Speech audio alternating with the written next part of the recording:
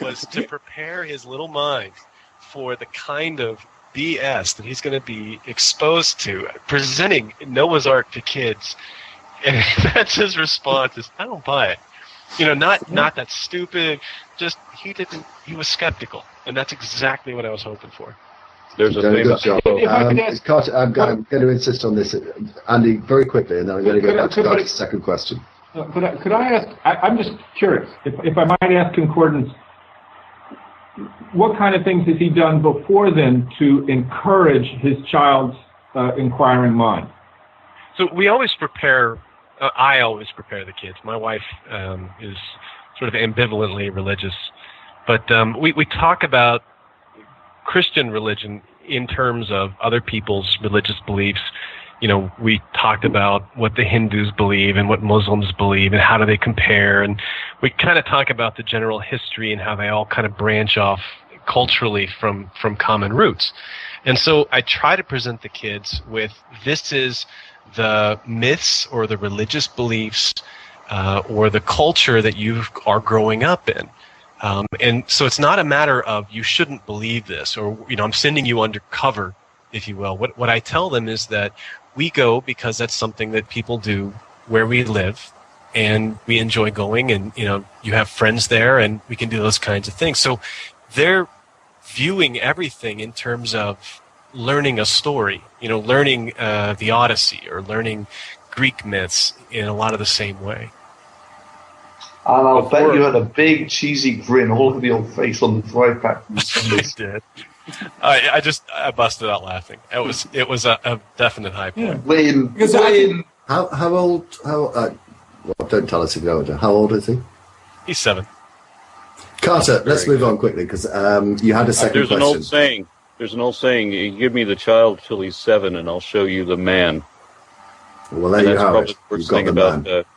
Carter, your second question was? My second question was, do you think that society would benefit from valuing falsification over irrefutability and verification? And how might it, if it would? If anyone understood that question, please answer. If not, I'm going to have to ask for clarification because I didn't quite understand it. I apologize. Yeah, ditto. Clarify. Okay. Falsification, irrefutability. Which one would actually benefit society better if we valued them more? For me, the most important thing. Irrefutable? Yeah, for me, the most important thing is to be able to verify accuracy. Nothing is irrefutable, as Thunderfoot said. Okay, so then instead of irrefutability, verification versus falsification. We need to be able to. The difference is what? I want to make sure that I'm understanding the question, because it seemed like you were asking about whether I choose verification over falsification. They are the same thing. I mean, you have irrefutability. Okay. If I'm going to verify something, one of the ways that I'm going to do that is to falsify it. I mean, it's the same test. It is a test. Well, whereas Concordance thinks there's a difference. I don't see what the difference is. Concordance thinks there is. What do you see the difference being, Concordance? So in science, we always seek to falsify. We always look to test something so that it will be easy to come up with a negative conclusion, that you can disprove something. But in science, all knowledge is tentative, so it can never truly be proved. You can never definitively prove that smoking causes cancer. You can fail to falsify it for decades and decades, but that never is quite the same as proving that X causes Y. Right? It's that we fail to falsify that relationship. Granted. Now, when somebody makes a claim, there is a way to verify that, right? Or it's irrefutable, meaning it's authoritarian. That's the way I understood the question. And for me, it matters more that I can verify it. And if I can verify it by falsifying it, that's one other way. So I just did this essay from Karl Popper, where he's talking about this fundamental question. Something like Marx's theory of history can never be falsified, because no matter what, and Andy, I don't want to step on your toes, but some people would say that even evolutionary psychology is an unfalsifiable hypothesis, meaning that no matter what we are presented with, we can always find room for it in the hypothetical framework that we've come up with. So it's impossible to ever test it and have it take the risk of being incompatible with observation. And that's what, in science is so important. Now, I don't know if it's equivalently important in things like, other metaphysical claims, other areas of our lives, that we have that falsification criteria. But in a scientific theory, if it doesn't take a risk of being incompatible with observation, then it's not a useful scientific hypothesis. I think it's only fair to try and encourage some sort of argument between the panelists. Andy, respond to that. The gauntlet has been thrown down. Well, I want to go back to Carter's question, if I understood it. And my response would be falsifiability, falsifying things. Just to give one example, in my profession, now the FDA is insisting that there's publication and access to the research that failed to show that particular drugs worked, and putting emphasis on negative results, on inquiries that failed to show effectiveness. I thought that was a very important change and a good one. The second thing is that, to get back to, I guess it was Concordance and his 7-year-old, I think one of the most important things that we can do is learn. I think there needs to be tremendous amounts of research about what helps children develop a skeptical mind, what helps them override our vulnerability to belief and to question things, to in a sense, question everything. And second point, with regards to evolutionary psychology, yes, it is accused of those sins of, the just so stories. And I think, obviously, I'm biased, but I think it's an unfair accusation. Because at least in the tradition I was trained, which was primarily a psychoanalytic tradition, where there really was no good science done. There was really not any good inquiry and evidence. I think evolutionary psychology, particularly when it starts to look at psychopathology, has a much better track record of testing hypotheses and looking at the evidence and subjecting it to the scientific method. On the evolutionary psychology thing, to an extent, it suffers from many of the problems that evolution does, is an extreme paucity of data for what is known to be a very metastable system. Even though you know how organisms reproduce, without knowing selective pressures that are actually acting on species, it's virtually impossible to predict where gene pools will drift to in 1,000 years' time or something. And I guess that would be the ultimate test of these sort of behavioral psychologies, is to get into the predictivity side of things. If you can actually construct a model with predictivity, then that's got a lot more warmth to it than, I can explain historically how this might have occurred. I mean, I think the real problem is that prediction of these extraordinary metastable systems is virtually impossible.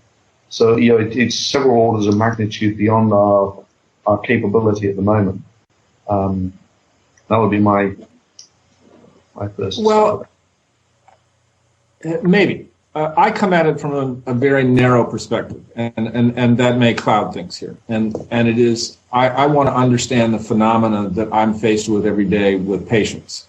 And so my entry into evolutionary psychology had to do with Darwinian psychiatry and trying to understand psychopathology. And so for me, it's a different, I'm not as interested in prediction as trying to understand mechanisms. And for instance, is depression, even major depression, an adaptation, or is it an illness? Is it something that is a malfunctioning adaptation, or is it a illness like schizophrenia? And so there I think it matters, because it's going to dictate how you approach treatment of somebody's suffering, and that's what got me into it. So I think your question is a good one. No, I was going to say, I think your question is a good one, but I would prefer to hear the answer, to hear somebody like David Buss or Steve Gangstead or one of the evolutionary psychologists who's a pure research evolutionary psychologist. I would actually prefer to hear their answer to your question than mine. I mean, I think your response is the correct one, which is, with all such systems, you start with a coarse-grained behavior and work towards the progressively finer detail. The coarse-grained thing is, you can sort of see that the brain is sort of an evolution of lumps, which actually have different behaviors. So you actually get some sort of level of, you can form models of certain levels of behavior off of that. Yeah, I think a lot of the objection comes from the fact that it's observational rather than mechanistic. There's a lot of behavioral observation built into it. It's a very holistic type of science that doesn't have an underlying mechanistic structure. We don't understand enough of the neurobiology and enough of the genetics around behavioral issues. Where I see evolutionary psychology coming back into the mainstream of science is where we've got animal models that we can work with and manipulate, so that you can do that sort of mechanistic, reductionist type of science. Always makes a molecular biologist very nervous when people start talking about, not needing to know the exact genes linked to the behavior. They just need to know what the general selection forces are, because you do get that sort of. It's very easy to read a narrative into something that you're observing, but if you don't understand how it's working, then it feels very imprecise. That's an issue. Sorry, do go on, Andy. No, I would agree, and I think one of the important things about evolutionary psychology has been bringing in the comparative piece with greater weight, comparing to primates, comparing to other mammals, and that aspect of it, I think, has been enormous. And just to give you one little example, the question of whether depression is a high serotonin phenomena or low serotonin phenomena, and some of the models in mice are showing that it actually might be a high serotonin phenomena in the area of the brain that we are interested in. The model in mice is one that we have to pay attention to. I'm going to insist that we take Zachary's question now. Let's move on a little bit. Hello. Hey. Hi, how can we help you? I was just looking at earlier on Conservapedia, and I saw the Conservative Bible Project, which is basically they are convinced, Andrew Shafley, I think it is, basically insists that the Bible was hijacked by liberals because it doesn't project his thoughts or literalist. You've got to love Conservapedia. Oh, it's so good.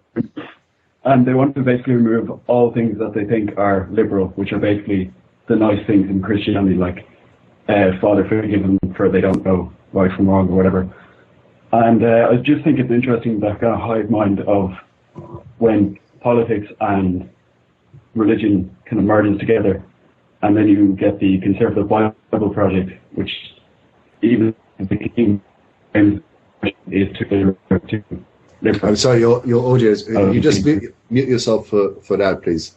Your audio seemed to go very bad there. I'm not sure how much of the question or comments the other people on the panel heard, but what I find interesting is the idea that many theists have that the King James Version is the definitive word of God, and yet it was probably one of the most politically motivated versions of the Bible that's ever been created. King James I was facing all sorts of problems with the Catholic Church with the Puritans in England and the Protestants. And the whole purpose of him organizing the writing of the King James Version of the Bible was to try and reach some degree of harmony between these conflicting parties. The King James Bible is highly political. I have to say, I think it's very well written, better written than versions that come after it. But religion and politics have always been intertwined. Who would like to comment? I'd like to go, PPR. What I actually think about that is it actually is a great idea. Let's rewrite the Bible. Let's start fresh, start from scratch, and write an entirely new Bible. And we'll take out all the bits we don't like. I mean, I could write a better Bible than the one that currently exists. It would take a lot of work, but I see no reason why we shouldn't start from scratch. Unfortunately, Thomas Jefferson already do this. Yeah, well, Conservapedia, Thomas Jefferson's Bible was an edit. I'm talking about scrapping what's in there, getting the best writers available, and writing a new moral code that doesn't require quite so much faith, that doesn't require quite so much inhumanity, that would reflect the current moral standards. It would solve a lot of problems if we could get everybody behind it. How about a set of 10 commandments? How about a set of 10 commandments that are actually moral guidelines that everyone can embrace and condone? It actually does include admonitions against, slavery and child molestation, and specifies, things about the extent to which humans can or cannot be killed. Let's do something like that. Let's have a 10 commandments that actually has morality in it. As long as Conservapedia has no part in it, I'm behind board. I'm on board. I'm behind the movement.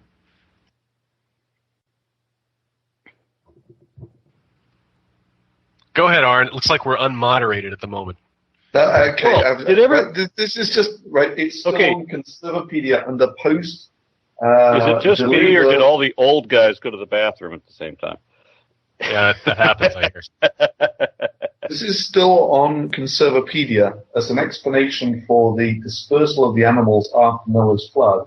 Volcanoes, post-Noachian flood volcanoes. Theory has come that Krakatoa, which in 1883 erupted and destroyed most of the island, thus remained lifeless for many years. Still, life eventually came back, and it's possible that in Mount Ararat region was able to transport many small animals over great distances that animals could get just by walking. And that's actually still on Conservapedia. Yeah, those koalas. Yeah. Those koalas, you got to give them credit. 2 koalas managed to stay alive all the way to Australia. Before. No, but what they're suggesting on Conservapedia is that the erupting volcano blew these koalas in what would be an intercontinental ballistic orbit. We're talking probably 3 kilometers per second launch velocity and a 3 kilometer per second. How shall we say, short stop at the other end. And this is the Conservapedia's explanation for explanation of spread of animals. We could write a better Bible, and it could have. Let's take the very basic concordance. Let's take the very basics. The 10 Commandments. To an extent, we've already done that, though. No, the 10 Commandments. Can we not rewrite the 10 Commandments in less than 5 minutes and come up with a better job than God did? I mean, you can get rid of the first 4 straight away. I'd start putting in something along the lines of not raping and something along the lines of paedophilia as well. I think those are 2 obvious ones that he missed out. Didn't another atheist just release a set of 10 Commandments? I think it was like Penn Jillette, wasn't it? Somebody just did that. There's one out there. Well, Hitchens did one. There's a video on YouTube with Hitchens rewriting the 10 Commandments. But yeah, I mean, rewriting the Bible would be great. I'm sorry to drag this back down, but Conservapedia has an article on atheism and obesity, in which they have an entire section generated pictures of an overweight P.Z. Myers. Picture of P.Z. Myers and his van. Oh my word! I saw PZ at Skepticon. He's definitely lost weight. Because we have our special guest on, I'm going to try as best as I can to bring the program back to some sort of order. Well, can Zach, I just thanks ask? for the call. We're going to take the next caller, if I can remember where he is. Do talk about the results for a second. Andy. No, I was just going to. How does one get on the Conservapedia list of atheists to be avoided? Is there some place I can apply? I think we all got this. Yeah, you're not really somebody. You're not really somebody in the atheist movement until Conservapedia lies about you. No, but the thing is that a lot of these Conservapedia articles are written by this guy, Shock of God, who, let's just say, it's not really a list of people you should avoid. It's basically his hate list on YouTube. Yeah, so, just imagine arguing with a 6th grader in a grown man's body. Well, no, I mean, if he's got a mailing address, I'll send him a copy of my book. I mean, no, he doesn't have a mailing address. He's completely anonymous. Oh, okay. He's also a sort of gun nut with a fairly vindictive homophobic streak. Well, then I might reconsider. I might reconsider. Yeah, he's seriously deranged. I wouldn't bother talking to him at all. His tactic in getting people on his show is basically once you get on there, he starts yelling incomprehensible nonsense at you and yelling over you. Somebody had invited me to debate him a couple of days ago, and I thought there's no point in debating somebody whose educational level and level of discourse can't get beyond a playground.